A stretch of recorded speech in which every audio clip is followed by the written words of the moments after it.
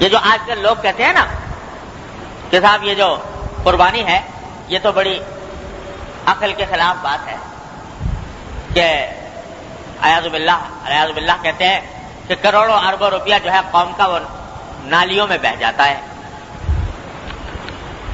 اعوذ باللہ، اور جانوروں کی قلت ہے اور جناب گوشت کی قلت ہے، اور اس میں یہ ایک دن کے اندر اتنے جانور ذبح ہو جاتے ہیں، ملک کی دولت تباہ ہو جاتی ہے۔ یہ وہ لوگ ہیں کہ جن کو ہر آن ہر لمحے اپنی آنکھوں کے سامنے پیسہ ہی ناچتا نظر آتا ہے، پیسے کے سوا، مادہ پرستی کے سوا اور کوئی ان کی نظر میں کسی چیز کی قدر و قیمت نہیں۔ مجھے لطیفہ کسی نے سنایا تھا کہ کوئی تاجر مزاج کے جو آدمی ہوتے ہیں نا، جو ہر وقت روپے پیسے کے چکر میں رہتے ہیں، تو ایسا کہتے ہیں کوئی تاجر کو انتقال ہوا، فرشتے اس کو لے جانے لگے، تو اس سے پوچھا کہ بھائی یہ بتاؤ کہ تمہیں جنت میں لے جائیں کہ جہنم میں لے جائیں؟ تو وہ کہنے لگا جی جہاں 4 پیسے کا فائدہ ہو وہاں لے جاؤ۔ جنت میں 4 پیسے کا فائدہ ہو تو وہاں لے جاؤ، جہنم میں 4 پیسے کا فائدہ ہو تو وہاں لے جاؤ۔ یہ ذہنیت ہے کہ ہر کام دنیا، ہر کام میں پیسہ چاہیے، ہر کام کے اندر مادی منفعت چاہیے۔ وہ یہ سوال کرتی ہے کہ قربانی کے اندر، قربانی کی عبادت میں ہمارا فائدہ کیا ہے 4 پیسے کا؟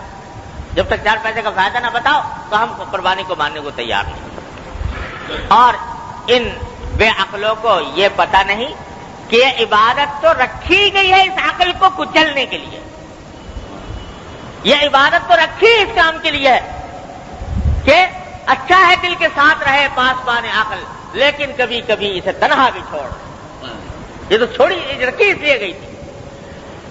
اور اللہ تبارک و تعالیٰ نے یہ عبادت اس لیے رکھی تھی، اسی کو کا پورا قصہ سنایا اللہ تعالیٰ نے کہ ہم نے اپنے نبی صلی اللہ علیہ وسلم حضرت ابراہیم علیہ السلام کو کہہ دیا کہ بیٹے کو قربان کرو۔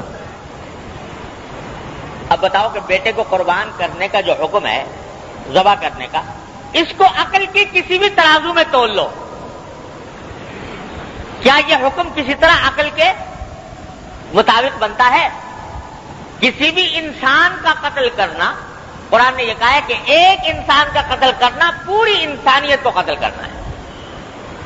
من قتل نفسا بغیر نفس او فساد فی الارض فکأنما قتل الناس جميعا، ایک آدمی کو قتل کر دیا ناحق تو گویا پوری انسانیت کو قتل کر دیا۔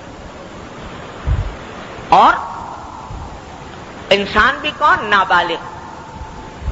نابالغ بچہ جو ہے، اس کے بارے میں حکم یہ ہے کہ عین حالت جنگ میں بھی، جب جہاد ہو رہا ہو کافروں سے، اس وقت بھی حضور اقدس صلی اللہ علیہ وسلم کی ہدایت یہ تھی کہ جب جہاد کی حالت میں کوئی بچہ آ جائے سامنے تو ہرگز ہاتھ مت اٹھانا بچے پر، لا تقتلوا ولیدا، کسی بچے کو کبھی مت قتل کرنا، ولا شیخن فانیا، نہ کسی بہت بوڑھے آدمی کو، عین حالت جنگ میں بھی منع ہے، ابتداء کی حالت امن میں۔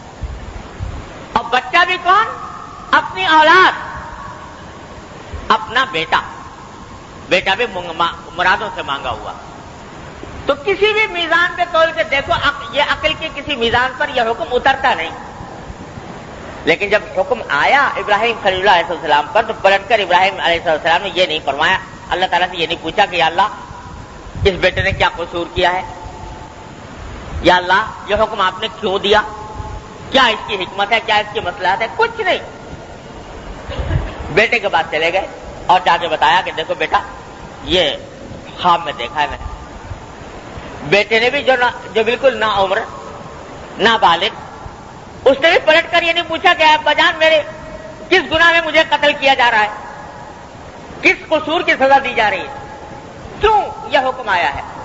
جواب میں یہ کہا کہ یا ابت افعل ما تؤمر، ابا جان جو حکم آیا ہے کر گزری، اس لیے کہ اللہ کے حکم کے بعد پھر کوئی مجال نہیں ہے کسی کی عقل کے گھوڑے دوڑانے کی، لہذا کر گزری۔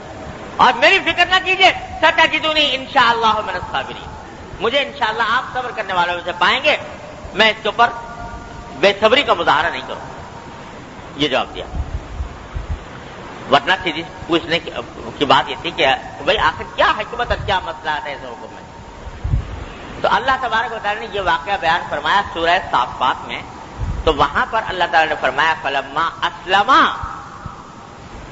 جب باپ بیٹے دونوں نے سر جھکا دیا ہمارے حکم کے آگے، وَتَلَّهُ لِلْجَبِينِ، اور باپ نے بیٹے کو پیشانی کے بل زمین پر گرا دیا. تو نَادَيْنَاهُ أَن يَا إِبْرَاهِيمُ، ہم نے آواز دی یا ابراہیم قد صدقت الرؤیا، آج تم نے اپنا خواب سچا کر دیا.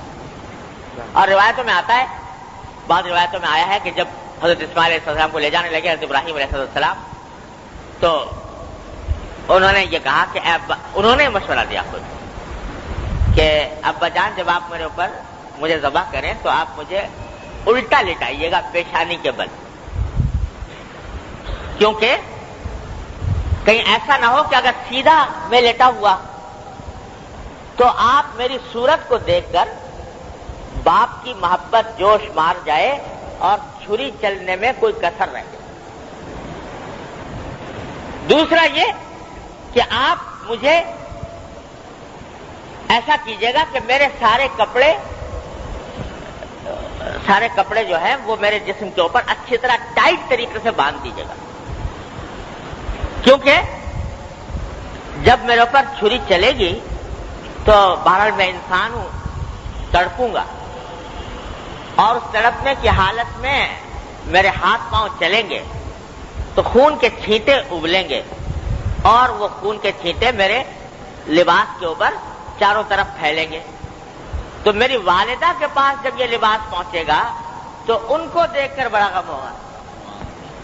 لہذا آپ اس کو اس طرح کیجئے کہ کم سے کم کپڑوں کا حصہ جو ہے وہ خون سے آلودہ ہو. لٹا دیا باپ نے بیٹے کو.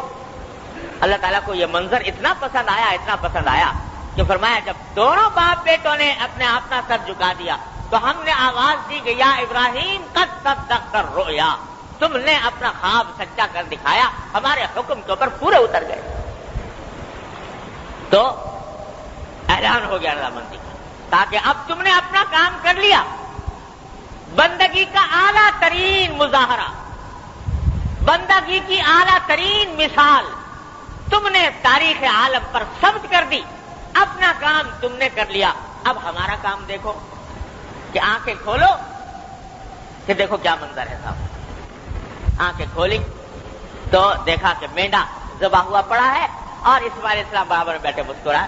جب یہ کرو گے اور اس جذبے کے ساتھ کرو گے کہ چاہے مجھے ظاہر میں فائدہ کچھ نہیں پہنچ رہا، میری رقم میں کمی آ رہی ہے بظاہر دیکھنے میں، لیکن میرے پروردگار کا حکم ہے اس لیے انجام دے رہا ہوں. جب یہ کام کرو گے، اس جذبے سے کرو گے، تو کہتے ہیں